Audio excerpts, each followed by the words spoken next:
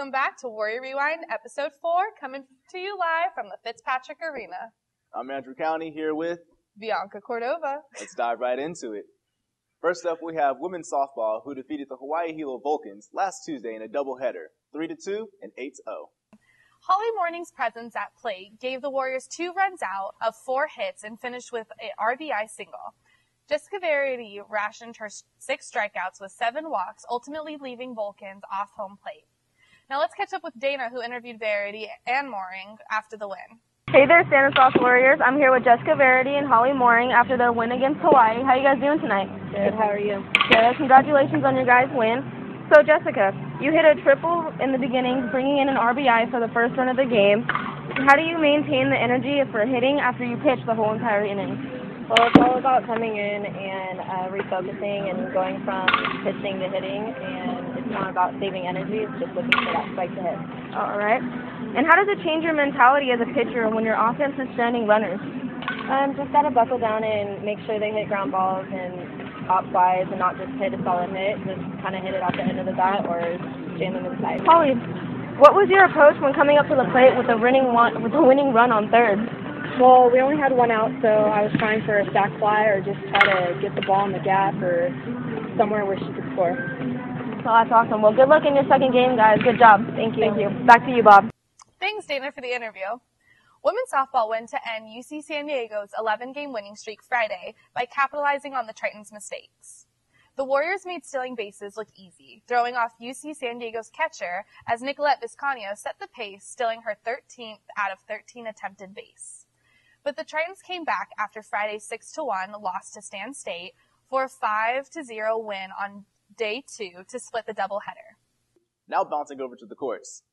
The women's basketball team had a 34-24 lead within the first half against San Francisco State to start off last weekend. They maintained their momentum, and it gave them a 65-55 win. Several of the Warriors put up double digits on the scoreboard, but Brianna Cotton led the team with another 19 points to add to her career goal of earning 1,000 total points. Women's basketball road trip continued to Sonoma State, where the Warriors whipped out another victory, 53-36. After a 9-2 struggle in the beginning, the women's basketball team paced themselves throughout the match. With 26.9% shooting, Morgan Roots was a leader on the court, with only 8 rebounds.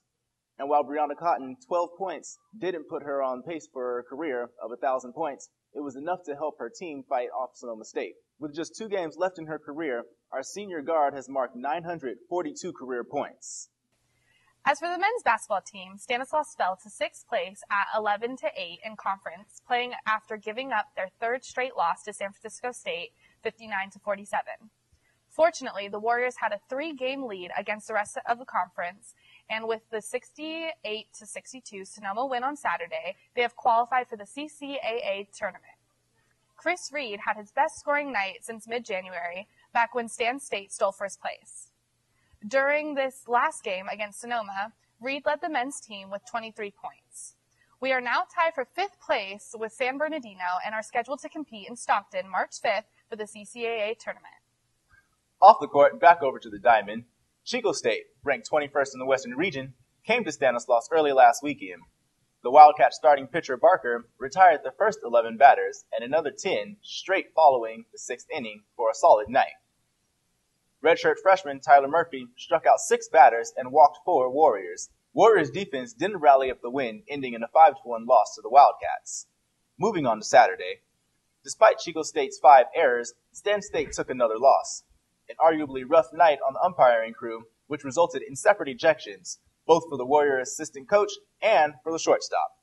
The Warriors had a nail-biting chance for a walk-off win in the bottom of the 10th, with runners in scoring position and only 1 out. But with Nick Moulin at the plate, Chico State didn't allow for a Warrior comeback. Sunday's game will be rescheduled for a later date. And that about wraps it up for us here with Bianca Cordova at Fitzpatrick Arena. I'm Andrew County. See you later. Bye, Warrior fans.